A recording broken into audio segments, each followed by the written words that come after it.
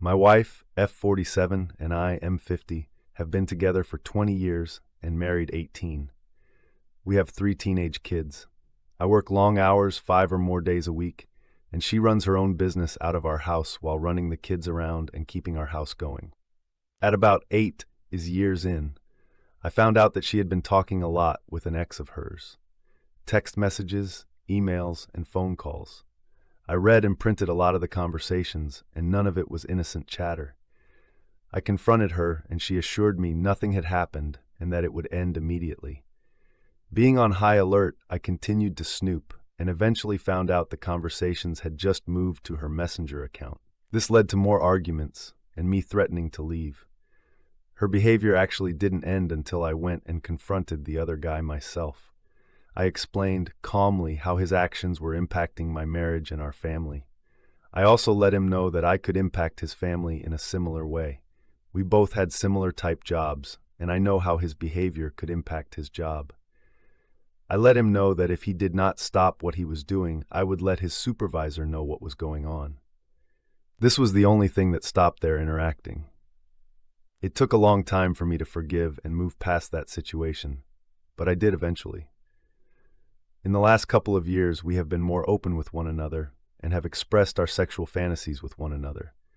One of my wife's is to be with other men, multiple men at the same time to be more specific. She has even mentioned wanting to be a part of a 10-plus gangbang. She also wants to try DVP. As we have become more comfortable, I have told her that maybe, at some point, we could try and make this happen. This led us to opening a FetLife account to explore her fantasy a bit more and see what kind of response her pictures would get. Shortly after opening the account, she began to receive friend requests and a lot of followers. Around that same time, she left her email open on her computer. I saw in her inbox that she had a ton of emails from a very sexually suggestive username. Of course, I opened them and read them. A lot of them. Again, none of the conversations were innocent in nature.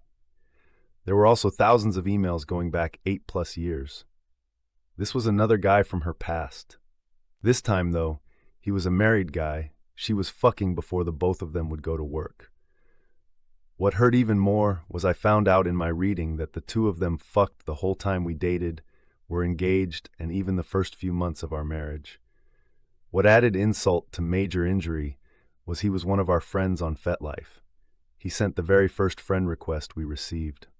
I was able to confirm this because his avatar was a cockpic he had sent her in one of the emails. Plus, she had told him that we had opened an account and he should send a friend request. She also wanted him to be a part of the gangbang if we ever did plan one. Like I said, there were thousands of emails, and the things I have read are truly sickening. On top of reading that, they have been getting together in hotels, meeting at bars when I am out of town at athletic competitions with our daughter, and utilizing her work-from-home status to their benefit.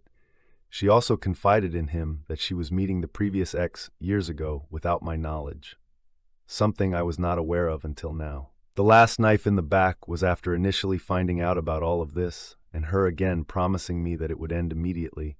I received a pretty devastating medical diagnosis that had me hospitalized for weeks and needing long-term inpatient care. Instead of snapping back to reality and prioritizing our family and trying to repair our marriage, they looked at my diagnosis and care as an opportunity for the mice to play while the cat is away.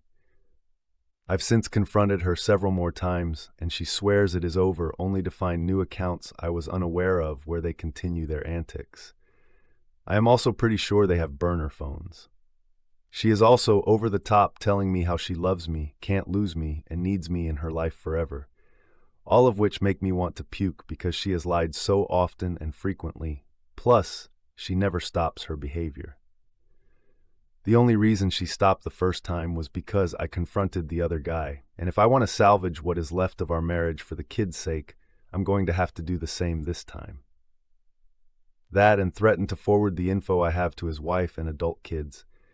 At this point, I know I should leave and move on. Try and build a new life for myself and our kids.